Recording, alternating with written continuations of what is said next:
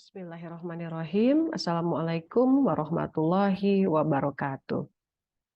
Pada video kali ini kita akan merekam bahan untuk sesi keempat ya, teman-teman mahasiswa ya, dari mata kuliah pilihan linguistik transdisipliner blok pertama atau sebelum ujian tengah semester. Dan sesuai dengan silabus ya, judul materi kita hari ini adalah Tip of the Tongue atau TOT atau TOT ya. Nah, untuk bahannya saya mengambil dari buku ini ya, Cognition, Language and Aging, terutama bab 2 dari buku ini yang ditulis oleh Liz Abrams dan Daniel Davis. Oke. Lalu judulnya adalah ya, bab 2 ini judulnya adalah The Tip of the Tongue Phenomenon, Who, What and Why. Oke, lalu buku ini terbit tahun 2016 ya dengan editor H.H. Wright. Oke, bahannya sudah ada di emas ya, di G Drive. Silakan bisa dibaca pelan-pelan juga ya. Jangan cuma melihat bahan rekaman ini. Baik. Nah, kita mulai ya. Sebetulnya TOT itu apa sih? Gitu ya. Salah satu definisi yang ditawarkan adalah ini ya. Jadi TOTs are temporary word finding problems.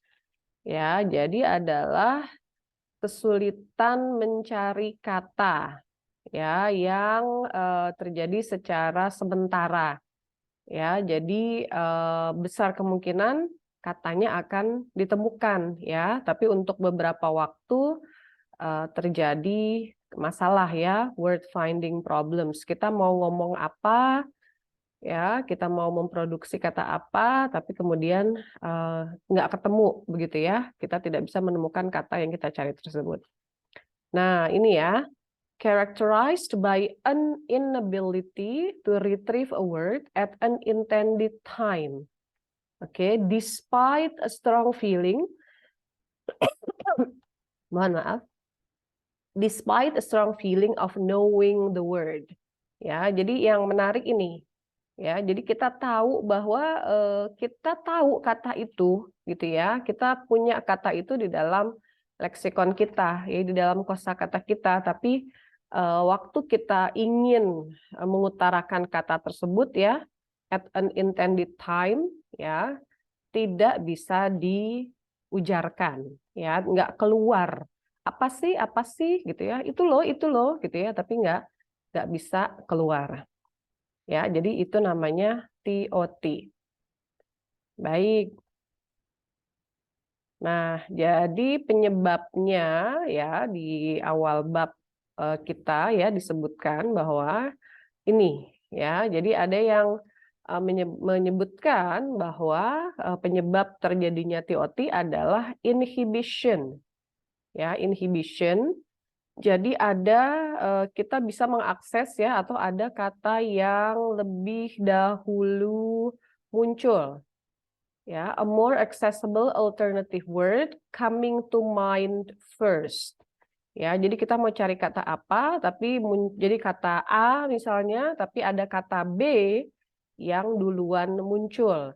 Nah, kata B ini kemudian subsequently blocking retrieval of the intended word. Ya, kita ingin kata A, tapi kata B muncul duluan, lalu kata B ini kemudian memblokir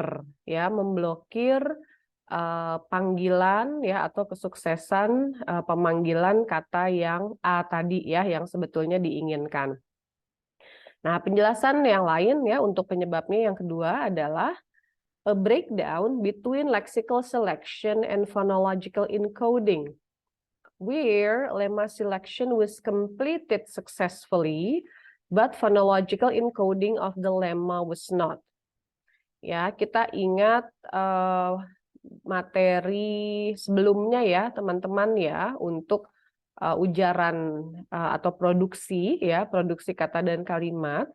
Jadi ada beberapa level gitu ya, ada prosesnya tuh yang harus kita jalani ketika kita mengutarakan kata-kata dan kalimat. Nah, ada kemudian bagian dari proses itu yang bermasalah ya, tidak lancar begitu ya. Di mana ya antara pemilihan kata dan pengucapannya gitu ya, bagian ketika kita merencanakan pengucapannya, bunyinya, suku katanya ya, stres atau tekanannya dan sebagainya ya. Jadi ada antara ini dan ini ya, dia putus begitu ya, dia breakdown. Jadi yang terjadi adalah katanya kita sudah tahu gitu ya.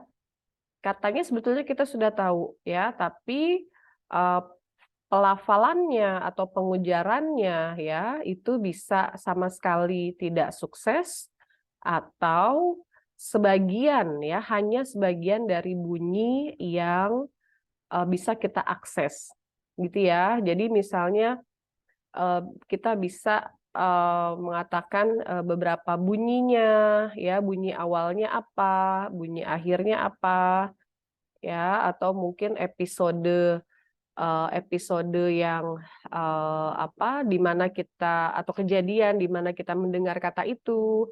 Oh kemarin ini nih baru disebutkan nih oleh Ibu X misalnya, ya beliau menyebutkan kata ini tapi apa ya saya lupa gitu ya. Jadi lexical selection-nya sudah ada ya, lemanya sudah ada dan kita ingat di atas ya paling pertama dari level ini kan konsep gitu ya. Konsepnya juga kita sebetulnya sudah selesai ya, sudah beres ya, tapi phonological encoding yang bisa gagal betul-betul atau hanya sukses sebagian ya. Jadi ada breakdown yang seperti itu ya sebagai penjelasan kenapa TOT terjadi. Nah, kemudian TOT ini menarik sebetulnya ya, karena mungkin secara awam ya di kehidupan sehari-hari kita punya pengalaman bahwa ada kaitan antara kesulitan mencari kata ini ya dengan usia ya. Jadi ada kaitan dengan usia. Jadi semakin berumur gitu ya, semakin tua orang ada kecenderungan semakin sering ya mengalami TOT. Nah, ini menarik nih untuk riset begitu ya, karena masalah kan kalau kita tidak bisa mengucapkan apa yang kita inginkan ya. Jadi ketika ngobrol, ketika mungkin bekerja ya dalam kondisi-kondisi atau situasi sosial begitu ya, kita berbahasa tapi kita tidak bisa mengutarakan pesan yang kita inginkan. Nah, itu kan sebetulnya merugikan ya, merugikan kehidupan orang yang mengalami ya TOT yang berlebihan begitu ya, TOT yang tidak normal. Nah, jadi ini ya menarik. Jadi tidak hanya untuk mungkin sekedar teoretis ya, tapi juga ada manfaat praktis ya dari penelitian TOT. Baik, nah bicara tentang teori ya teman-teman, bab 2 dari buku kita itu menawarkan 2 hipotesis ya untuk menjelaskan secara teoretis. Yang pertama adalah transmission deficit hypothesis, yang kedua adalah inhibition deficit hypothesis. Ya, di bab 2 banyak penelitian terdahulu ya, data-data yang dikutip ya. Jadi silakan teman-teman membaca data yang ada di bab 2 dan kalau bisa melihat artikel aslinya gitu ya. Sekadar abstraknya tidak apa, ya, tapi lihat artikel aslinya. Sebenarnya pesertanya siapa, ya, apa yang dilakukan, ya, TOT-nya seperti apa dan sebagainya. Ya, silakan, ya, di bab 2 sangat lengkap. Nah, mari kita lihat ini ya secara lebih mendetail. Oke, transmission deficit hypothesis, ya. Jadi ini yang menurut TDH, ya, transmission deficit hypothesis, ya, TDH atau TDH. Ya, menurut TDH ini, ya,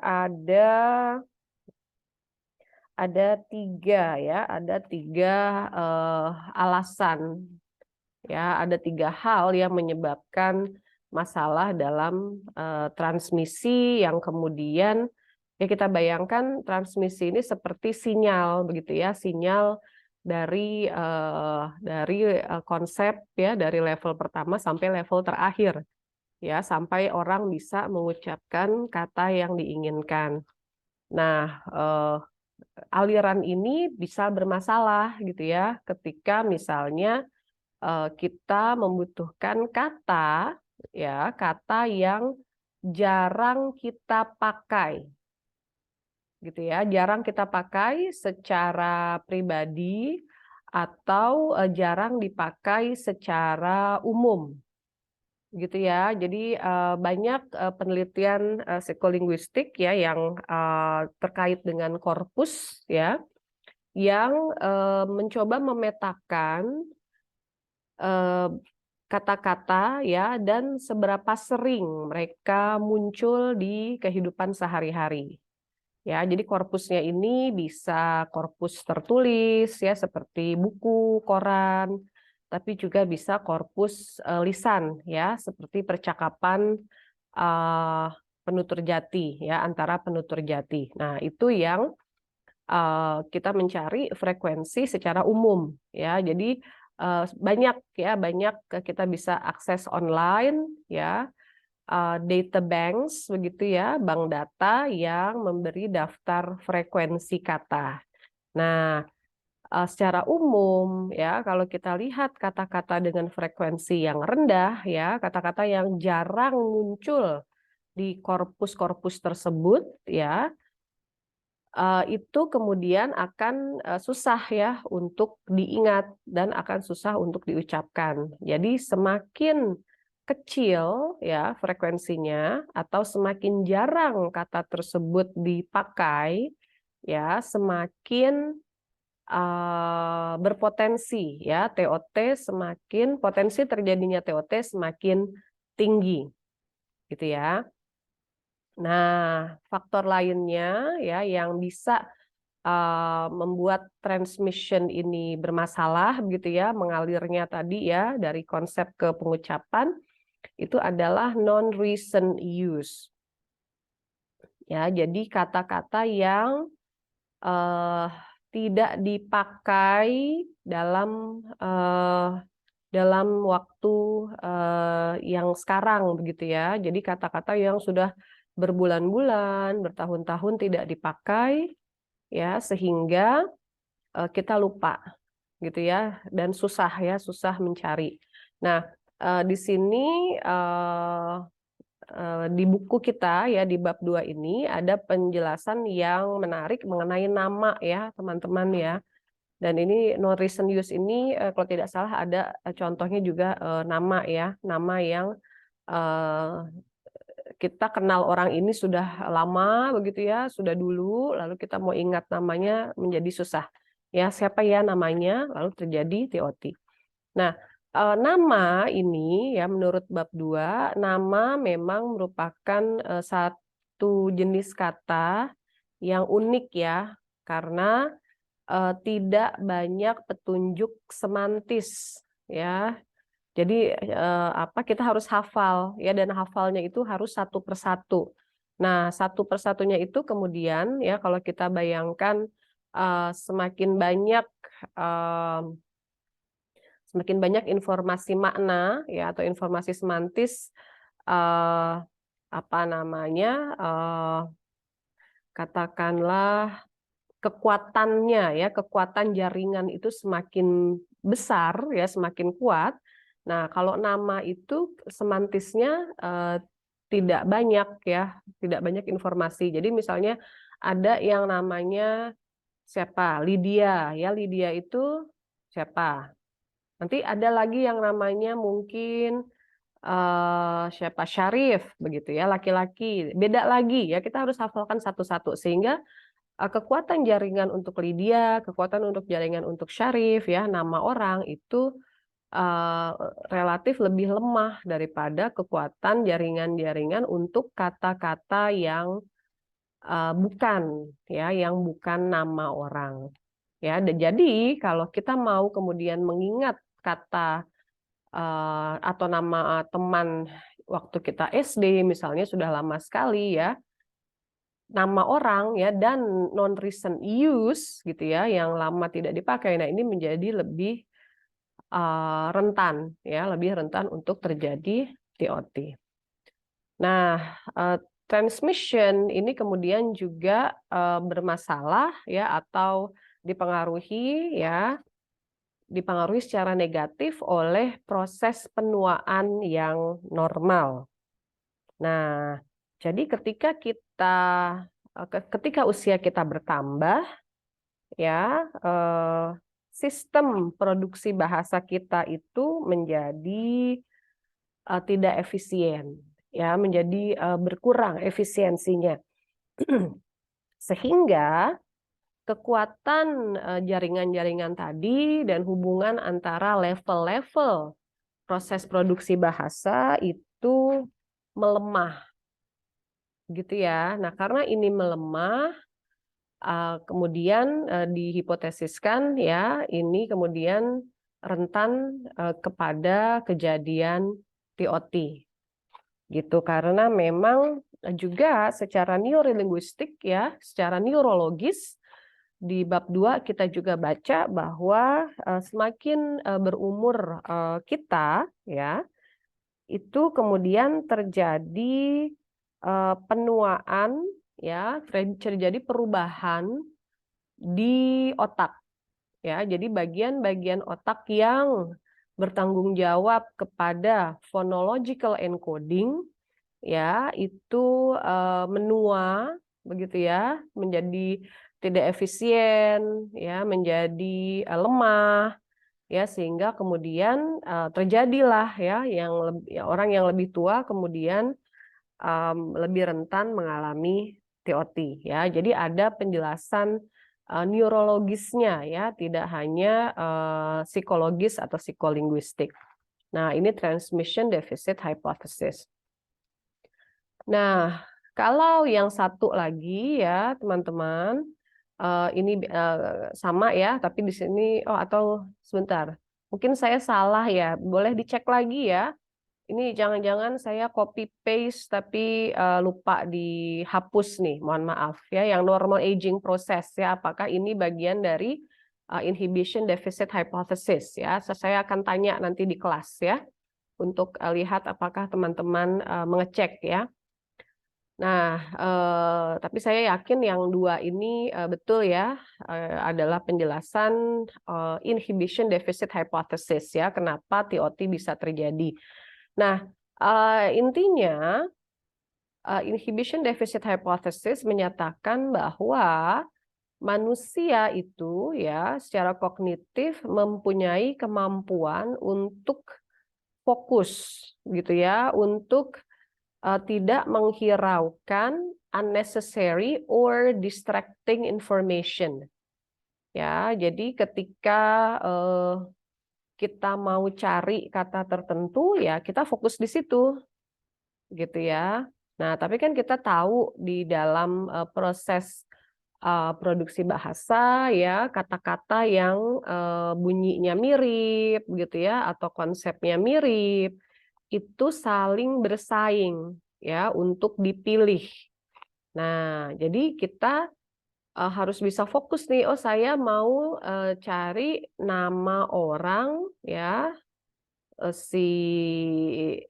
siapa begitu ya, masih belum ingat ya, misalnya kejadiannya TOT, tapi saya cari dia perempuan, dia teman saya waktu kelas 1 sampai 6 SD, rumahnya di sini, mungkin punya saudara berapa, ya kakaknya berapa, adiknya berapa, dan sebagainya. Nah, itu kita kemudian fokus di situ. Nah, tapi ketika kita menghadapi kata-kata yang share ya, yang memiliki informasi-informasi semantis ya, atau juga gramatikal ya, yang mirip dengan kata yang sedang dicari itu, ya kita kan harus memilih. Nah, kemampuan untuk memilih tersebut ya, untuk fokus tersebut kemudian menjadi reduced ya, menjadi tidak kuat lagi begitu ya. Nah, ketika itu terjadi, makanya kita kemudian menghadapi TOT ya, kita tidak bisa dengan baik ya tidak menghiraukan pengganggu begitu ya. Justru kita jadi menghiraukan, justru jadi kita memperhatikan pengganggu ya. Jadi susah nih, jadi nggak ketemu ya kata-katanya menurut ini. Nah, jadi ada kemudian susceptibility to a barrage of information competing for our attention ya. Jadi ada kerentanan ya untuk kemudian yang terjadi karena banyaknya informasi yang ada di benak kita yang ingin dipilih ya. Jadi dari situ kita nggak ketemu gitu ya, kita mencari-cari karena saking banyaknya kata-kata informasi yang muncul ya. Jadi ada penjelasan ini ya, yang kedua ya, IDH, Inhibition Deficit Hypothesis. Sekali lagi silakan cek ininya ya, penelitian-penelitian yang dikutip ya teman-teman ya. Baik. Nah, kalau kemudian kita sedikit berpindah ya ke bagian selanjutnya, ya sebetulnya kita bisa lihat beberapa kondisi ya, atau beberapa karakteristik dari satuan-satuan bahasa ya yang ingin diproduksi ya, yang ingin kita sebutkan ya, karakteristik-karakteristik yang mempengaruhi kejadian TOT. Ya, jadi tadi sudah kita singgung sedikit word frequency. Gitu ya, word frequency itu semakin sering kata tersebut diucapkan, atau sebentar, jangan gitu. Semakin jarang kata tersebut diucapkan, ya semakin rentan untuk terjadi TOT. Nah, lalu neighborhood density and frequency, ya, jadi ada kaitan juga dengan seberapa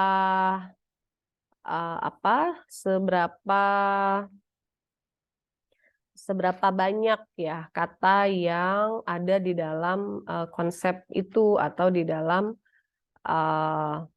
atau mempunyai bunyi yang mirip begitu ya, atau bunyi yang sama bahkan. Nah, juga kemudian terkait dengan frekuensi ya, kita melihat atau peneliti juga sudah melihat frekuensi suku kata pertama. Gitu ya. Jadi suku kata pertama dilihat. Jadi frekuensi ini tidak hanya untuk kata utuh ya yang sudah diteliti ya, tapi juga untuk hanya suku kata pertama. Nah, kemudian juga di sini ya melihat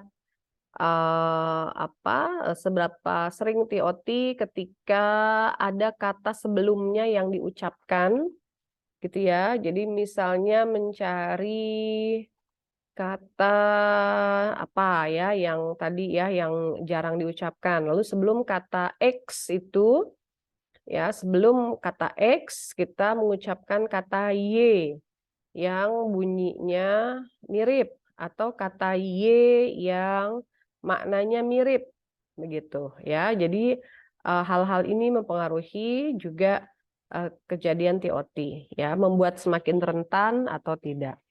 Nah, terakhir proper name status. Ya, jadi nama ya, nama orang begitu. Salah satu contohnya proper name. Nah, ini relatif rentan ya terhadap terjadinya TOT.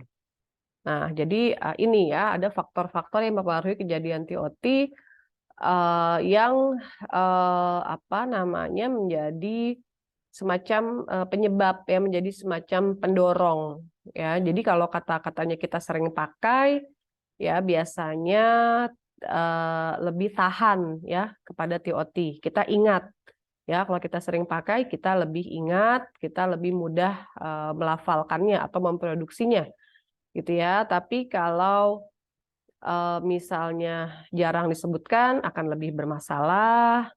Kemudian kalau misalnya sudah didahului oleh kata-kata yang konsepnya sama atau mirip begitu ya, misalnya mau sebut dokter misalnya lalu dipancing dulu dengan perawat begitu ya. Nah, menyebut dokter ya, kata dokter ini kemudian tidak TOT gitu ya. Kita ingat kenapa? Karena kata dokter yang mau kita cari ya konsepnya itu sudah diaktifasi ketika kita mengatakan kata perawat misalnya. Gitu ya. Jadi seperti itu. Ya, kalau kita manipulasi ini ya misalnya daripada menggunakan kata yang frekuensinya rendah misalnya ketika apa untuk membantu atau untuk terapi orang-orang yang sudah separuh baya ke atas begitu misalnya ya kita coba cari kata yang sering dipakai oleh orang misalnya ya kita main di sini di word frequency ya supaya makna ya dengan sinonim tadi yang lebih sering muncul ya dengan tujuan supaya makna atau pesan yang ingin disampaikan tetap sampai ya kepada lawan bicara gitu. Jadi jangan memaksakan misalnya harus pakai kata yang jarang gitu ya. Yang penting message-nya sampai ya. Jadi kenapa harus meneliti ini ya? Karena ini sangat berguna ya untuk membuat misalnya rencana terapi ya untuk orang-orang yang sudah mengalami TOT ya secara tidak lazim ya secara lebih sering dan mereka merasa apa namanya komunikasinya kemudian sudah terganggu ya karena banyak aduh apa ya, saya mau bilang ini nih tapi lupa gitu misalnya. Nah kalau keseringan kan ngobrolnya nggak asik ya, nggak jelas. Baik, jadi ini ya faktor-faktor yang mempengaruhi kejadian TOT. Nah, yang menarik juga di dalam buku kita atau bab kita ya ada penjelasan mengenai penyelesaian TOT. Gitu ya. Jadi penyelesaian ini maksudnya gimana? Ya, penyelesaian ini maksudnya adalah ketika pada akhirnya orang yang mengalami TOT ya itu menemukan kata yang mereka cari gitu ya. Jadi setelah misalnya diberi waktu sekian menit ya lalu ketemu gitu ya. Oh, ini. Nah, berarti itu TOT-nya terselesaikan. Nah, ini penjelasan untuk phonological relatedness ya, teman-teman ya.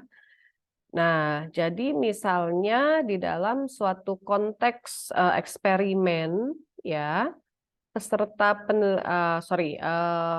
kata yang harus diingat ya atau diproduksi itu adalah abdicate ya, abdicate. Ya, jadi ini seperti mengundurkan diri ya untuk raja ya turun tahta ya. raja atau putra mahkota ya dan sebagainya ya, abdicate. Nah, jadi diberikan definisi begini, lalu targetnya adalah kata abdicate ya, tapi tidak ketemu nih ya, terjadi TOT. Apa ya? Ya ini bingung gitu ya, sedang mencari. Nah, kemudian dalam atau setelah pernyataan si peserta penelitian itu mengalami TOT, peserta penelitian yang bersangkutan kemudian diberi daftar kata, ya, lalu disuruh ya diminta untuk mengucapkan abstract, indigent, truncate, tradition, locate. Ya, jadi ada abs. Nah, ini mirip kan abs ya, ab-nya sama.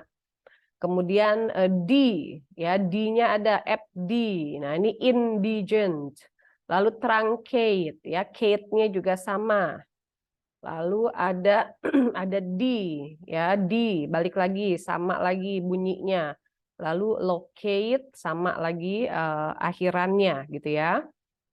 Nah, kemudian kita tahu ya ada kemudian kemiripan ya, kemiripan bunyi ya. Mereka mengucapkan nih kata-kata ini ya, daftar kata ini. Nah, setelah kemudian selesai mengucapkan daftar kata ya,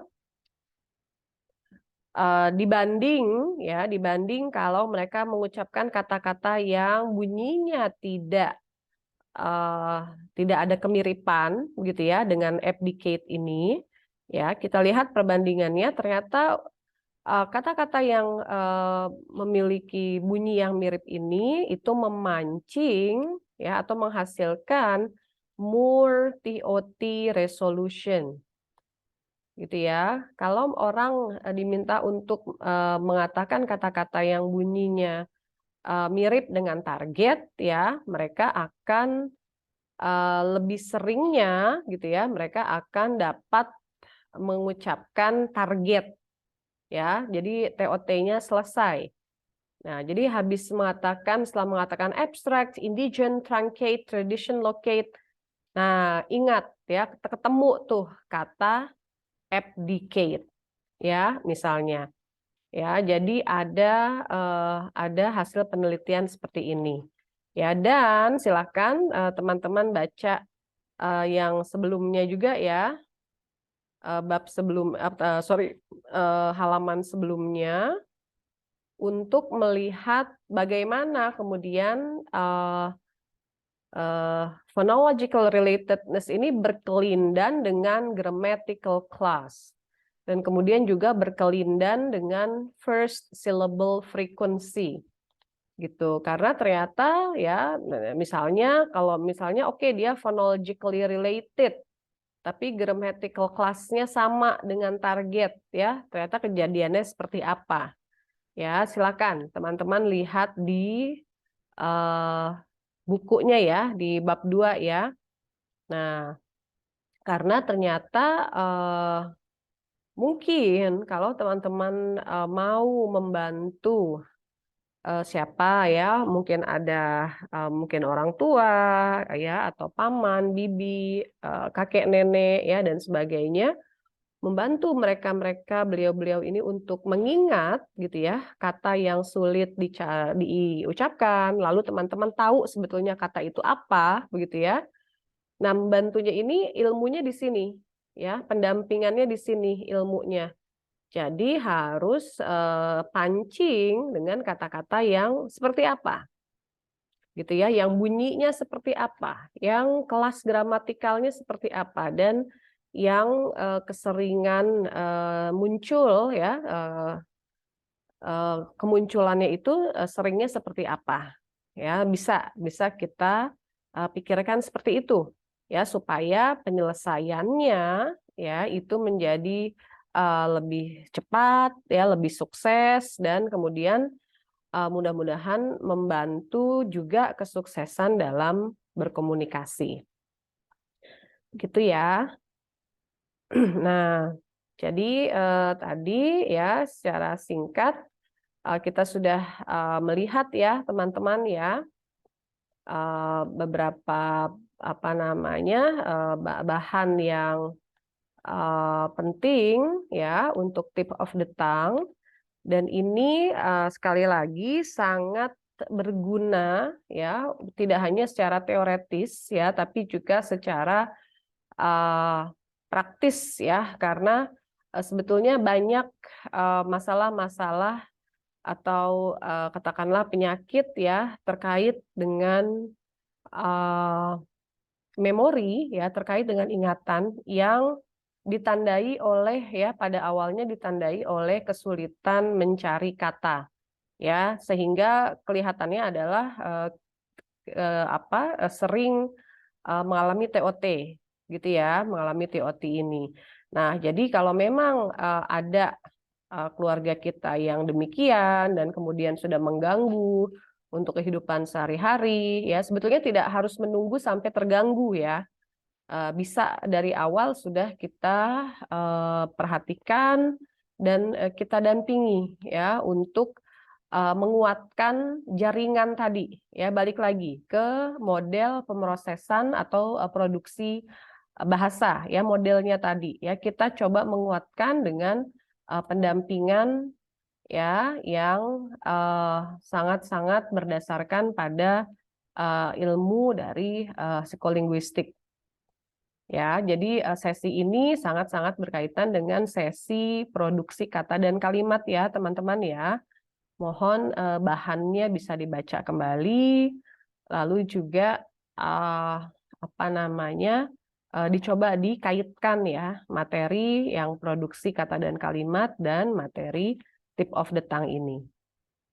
Baik, saya tunggu ya pertanyaan-pertanyaan untuk kita bahas di diskusi kita ya pada sesi keempat, dan saya tunggu juga paragraf-paragraf teman-teman ya yang berisi sharing pengalaman atau refleksi, atau mungkin masih ada pertanyaan ya, atau mungkin ada masukan ya, silakan. Satu paragrafnya mohon jangan lupa dikumpulkan di emas. Baik, terima kasih sekali lagi ya, sampai bertemu di sesi perkuliahan. Terima kasih. Assalamualaikum warahmatullahi wabarakatuh.